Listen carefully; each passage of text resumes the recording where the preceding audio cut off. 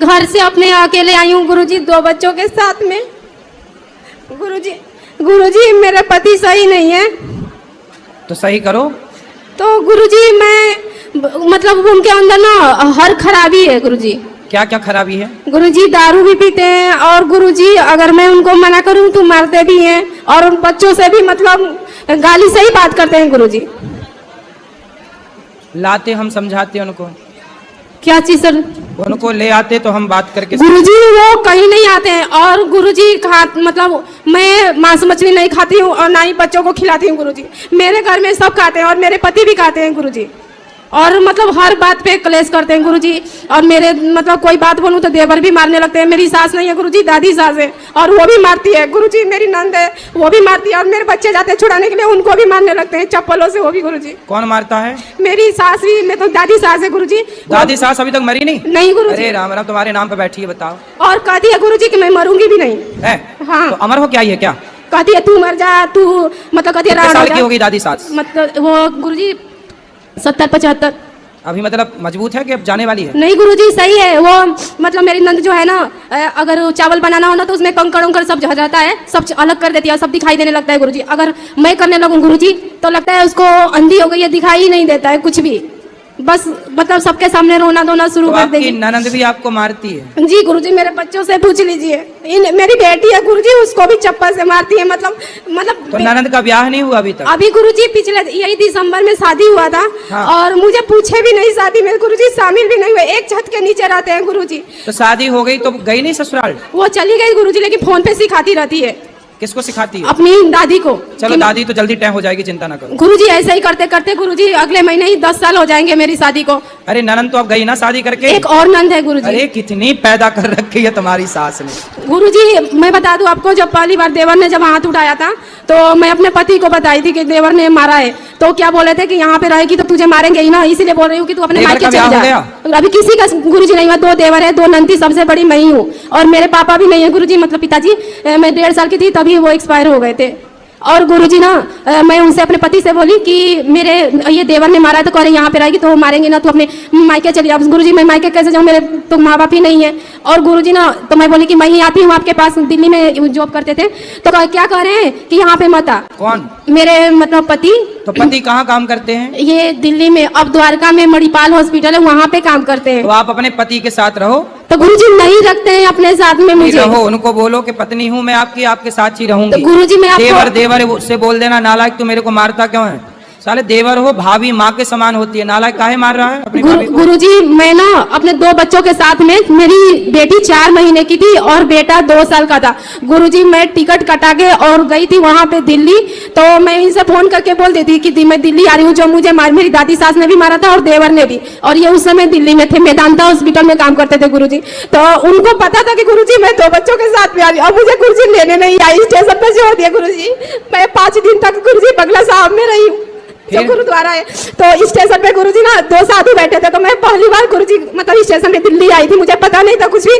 तो वो साधु मुझसे बोले कि बेटी कहाँ जाना है, कब से यहाँ पे बैठी हूँ? मैं गुरुजी 12-1 बजे ही वहाँ पे उतर गई थी। तो मैं बोली गुरुजी मुझे कहीं जाना नहीं है बाबा, मैं तो उतर गई। तो बोले कहाँ जाना है?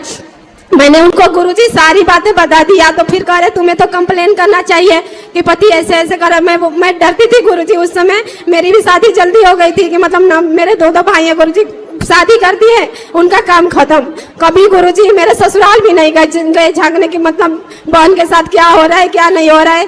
तो अब ऐसा है कि देखो आप अपने गुरुजी मैं 6 साल तक ना गुरुजी अकेले रही हूँ, अब मतलब खुद काम करती थी, 2 बच्चों को पाली हूँ। पति से मेरी बात कराना भी, मैं पति को समझाऊंगा, बुलाएंगे यहाँ समझाएंगे, और आप दोनों खुश रहो। गुरुजी अभी भी गुरुजी मैं 1 साल हो गया, अभी 6 साल पे आई हूँ, लेकिन गुरुजी अभी भी वैसे ही करते, कह रहे थे कि तुझे रखूंगा ही नहीं। कौन? मेरे पति। नहीं रखूंगा तो साथ में रहना, उसकी छाती पे चढ़ना, काहे नहीं रखेगा, कोई भाग के और मेरी शादी करके। बुआ सास है गुरुजी, वो ना कहती है ना कि वो उसको रखने लायक नहीं है, मुझे कहती है वहां से 6 साल आई है, गलत काम करती होगी। गुरुजी मैं आपसे कह रही हूँ गुरुजी, मैंने आज तक गुरुजी अपना चरित्र खराब नहीं किया, भले ही 6 साल रही हूँ गुरुजी, बेशक मेरे 2 साल 2 बच्चे। कोई बात नहीं, ऐसा कौन बोल रहा था? गुरुजी मेरी बुआ सास है ना, उसकी एक बेटी है। हाँ। उसने मतलब मेरी शादी अभी 3-4 दिन हुआ था, तभी बोली थी कि तेरी बीवी तेरे लायक नहीं है, और गुरुजी हमेशा ही अभी मुझे ताना मारते हैं। किसी को कुछ बोलना है बोलने दो, आप बस खुश रहो, पति के साथ रहो, पति से बात कराना, हम समझाएंगे उसको। गुरुजी वो सुनते ही नहीं, कहते हैं तू ही सुन, पूजा भी नहीं करते हैं। पूजा ना करें कोई बात नहीं, कम से कम प्रेम से तो रहें बच्चों के साथ। गुरुजी बच्चों से के भी मेरी बेटी को भी गाली देते हैं। मैं बोलती बेटी है, कम से कम उससे तो अच्छे से बोलो, उससे भी नहीं बोलते हैं गुरुजी। बच्चों से पूछिए, बात तक नहीं करते। कितने बच्चे हैं आपके? ये रहे गुरुजी, ये है और एक बेटी है, ये रही, ये है। आप बच्चों को अच्छी पढ़ाओ लिखाओ, गुरुजी- आप भी मेहनत करो, आप अपना काम करो, काम करके बच्चों गुरुजी को मुझसे पढ़ाओ। मैं काम करती हूँ तो मुझे काम भी नहीं करने देते। काम करो बिल्कुल काम गुरुजी करने की मुझे जरूरत बस आपसे एक ही आखिरी बात पूछनी है गुरुजी। अगर मतलब घर में सब ऐसे, मेरी ये दादी सास है गुरुजी, कभी भी पूजा पाठ नहीं करती गुरुजी। मांस मछली तो उसका रोज का है, मतलब हफ्ते में 2-3 दिन हमेशा बनता रहे, कभी कभी तो रोज ही बनता है गुरुजी। कुछ क्या दादी सास का? हाँ, वो उसको तो मतलब मछली उसका ज्यादा पसंद है गुरुजी, रोज मिले तो रोज खाए। मछली खाती है दादी? जी गुरुजी। ये जो सावन नवरात्रि है ना गुरुजी, जो हिंदुओं में खाता भी है वो भी नहीं खाता है, लेकिन वो लोग उसमें भी खाते हैं।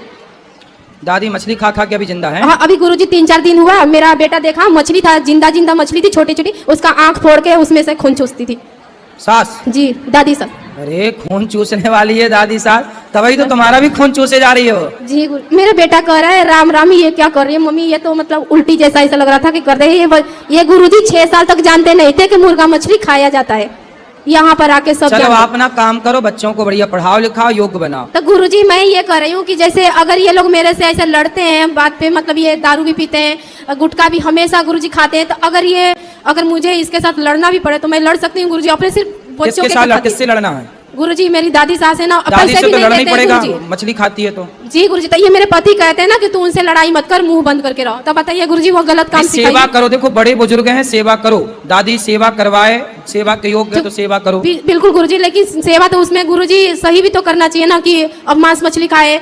अब ये बच्चों को मैं सिखाती हूँ, अच्छा बात, तो उनके साथ रहेंगे तो गुरुजी वो भी खाएंगे। तो अलग रहो, फिर अलग रहो। तो बिल्कुल वही सर जी गुरुजी, वो गलत नहीं है ना अलग रहना और अपने हक के लिए लड़ना गुरुजी, क्योंकि मेरे 2 बच्चे हैं। बिल्कुल, आपकी दादी की सेवा करने आपका देवर है ऑलरेडी। जी गुरुजी। तो देवर करेगा सेवा, आप लोग अपना बच्चों को पढ़ाओ लिखाओ, योग्य जी बनाओ। गुरुजी, राधे राधे। गुरुजी मैं गुरुजी मेरा प्रश्न थोड़ा अलग है, पर मैं थोड़ा चिंतित हूँ, इसलिए मैं आपसे ये विनम्र भाव से ये प्रश्न रख रहा हूँ आपके पास। गुरुजी मेरी जो पत्नी है वो आपकी दीक्षा ले चुकी हैं। ठीक है। 1 साल पहले वो आपके प्रवचन सुनती हैं गुरुजी। ठीक है। और हमने आपके प्रवचन पहले कभी नहीं सुने थे, तो उन्होंने हमें शिक्षा दी कि अनिरुद्ध आचार्य जी गुरुजी है ना, उनके प्रवचन सुना करो। तो मैंने 1-2 दिन पहले मतलब उनकी बात टाल दी, फिर उन्होंने जबरदस्ती हमें सुनवाए आपके प्रवचन। ठीक है। तो हमें बहुत अच्छा लगा आपका जो पारिवारिक आप समझाते हैं कि पति पत्नी दोनों खुश रहना चाहिए और कभी लड़ाई नहीं करना चाहिए और हमेशा एक दूसरे का साथ देना चाहिए। ठीक है। तो थोड़ी सी दिक्कत ये आ गई है गुरुजी कि अभी हम काम नहीं कर पा रहे थे, तबीयत खराब हो गई थी हमारी, तो थोड़ी सी घर में दोनों में मनमुटाव चल रहा था, हम में और मेरी पत्नी में, दोनों में। तो ये मनमुटाव ऐसा हो गया कि उनको ऐसा लगा कि ये काम नहीं करेंगे। ठीक है। तो वो बोलने लगी, मतलब मायके चलेंगी गुस्से में, और अब वो तलाक की बोल रही हैं हमसे कि शराब पीते हो आप? नहीं सर, नहीं गुरुजी, कभी नहीं पिए? नहीं गुरुजी। उपाध्याय, मेरा नाम शिवम उपाध्याय है, मतलब ब्राह्मण है, तो शराब मुर्गा मछली ये कुछ नहीं करती गुरुजी। अच्छा, तो आप काम क्यों नहीं करते? पैसे कमाओ। पैसे कमाते हैं गुरुजी। अभी हम आए थे वृंदावन में हमने पत्नी को बोलना ले आते, हम समझाएंगे, हमारी बात बोलना कि सुने जी। पति ना कमाए, पति गरीब है, पति नहीं काम कर रहा है, इस परिस्थिति में पत्नी को अपने पति का साथ देना चाहिए, ना कि पति को छोड़ देना चाहिए। जब पति गरीब हो, अकेला पड़ रहा हो, उस समय पत्नी तो साथी है ना उसकी, इसलिए बेटा आपको पति का त्याग नहीं करना चाहिए। तलाक हम सनातनियों में नहीं होता, तलाक वाला की परंपरा हमारे सनातन में है ही नहीं, ये कोई अच्छी विचारधारा नहीं है। तलाक का रास्ता अच्छा रास्ता नहीं है, सबसे घटिया रास्ता है तलाक। जी गुरुजी, मेरी आपसे एक विनम्र निवेदन है कि आपने मतलब आपको इतना ज़्यादा मानती हैं, इतना ज़्यादा पूजती हैं, जैसे अभी भैया ने क्वेश्चन किया था भगवान की तरह, तो वो वैसा पूछती हैं। तो मैं वृंदावन आपसे मिलने के लिए आया था, सिर्फ मैंने उनसे कहा तो उन्होंने मेरी बातों को टाल दिया कि अब जैसे कोई गलती हमसे हुई तो हमने माफ़ी मांगी। क्या गलती की थी आपने, बताओ? गलती ये कि जैसे हम काम नहीं कर पा रहे थे तो हमने उनको डांट दिया था। जैसे क्या बोल दिया था? हमने कि मतलब हमें ऐसा टॉर्चर मत करो काम के लिए, एकदम हम जैसे ही हो जाएंगे, मतलब स्वस्थ हो जाएंगे, हम काम जरूर करेंगे, हम पे विश्वास रखो, थोड़ा सा हम पे विश्वास रखो। तो उनको ऐसा लगता था कि ये काम नहीं करेंगे, तो हमने थोड़ा सा डांट दिया था, और फिर उसमें उनको थोड़ी सी हमसे एलर्जी टाइप की होने लगी कि ये अब आगे काम नहीं करेंगे और ऐसे ही रहेंगे, तो उनको नफरत सी हो गई थी हमसे। तो गुरुजी आपसे एक प्रार्थना है कि उनका नाम रेखा। परंतु देखो, इतनी सी बात के लिए कोई पत्नी अपने पति को नहीं छोड़े, कोई और बात है जो आप छिपा रहे हो, आप पूरी अपना पक्ष नहीं बता रहे हो। क्योंकि आपकी पत्नी यहाँ नहीं है तो आपने उसका पक्ष तो बता दिया, अब आपकी पत्नी यहाँ होती तो वो ये बताती ना कि किस कारण से उसने ऐसा कहा। कोई तो कारण रहा होगा, बिना कारण के कार्य तो नहीं होता। नहीं गुरु, इसलिए आप अपनी भी गलती बताओ कि आपने क्या गलती की। आपका कोई पराई स्त्री से चक्कर था? नहीं गुरुजी एक बात और बता दें हम आपको। हाँ। मतलब मन से बता रहे, सच्चे हृदय से बता रहे हैं। बताओ। हम किसी भी पराई नारी या स्त्री के प्रति गलत भावना कभी नहीं रखी। ठीक है। हमारी मतलब जो पत्नी है ना, तो हमारा एक ही उद्देश्य है कि ये मतलब वो ऐसा ना सोचें कि तलाक हो, और हम दोनों फिर से एक हो जाएं और उनकी सोच बदल जाए। इसीलिए गुरुजी हम एक तो हो ही जाओगे, दिक्कत नहीं है, पर आपकी क्या गलती थी ये बताओ। गलती ये थी गुरुजी कि जैसे वो काम की बोलती थी, बस ये गलती थी जी। तो पहले जैसे काम की बोलती थी वो स्टार्टिंग में, तो हम काम को इग्नोर करते थे उस समय। गांजा वांजा तो नहीं पीते? नहीं। कोई नशा? हाँ, एक नशा करते हैं गुरुजी। क्या? गुटखा बस खाते हैं। अच्छा जी। कौन सा गुटखा? ये तम्बाकू वाला गुटखा। अब नहीं खाना? जी ठीक है। तो गुरुजी चलो आ जाएगी अब आपकी पत्नी। जी ठीक है। राधे राधे गुरुजी, आपके चरणों में कोटि कोटि प्रणाम। तो गुरुजी कहने का अर्थ ये है कि हर रिश्ते में कुछ न कुछ तो खटास रहती ही है, उसको समझदारी से निभाना चाहिए। हर रिश्ते का अंत तोड़ना नहीं होता, उसको समझकर चलना पड़ता है। तो प्रिय भक्तों, उम्मीद करती हूँ आज की यह प्रस्तुति आपको बहुत ही अच्छी और बहुत ही ज्ञानवर्धक लगी होगी। अगर आपको यह वीडियो पसंद आई है तो वीडियो को लाइक करके हमारे चैनल को सब्सक्राइब जरूर करें। जय श्री राधे कृष्ण, हरे कृष्ण।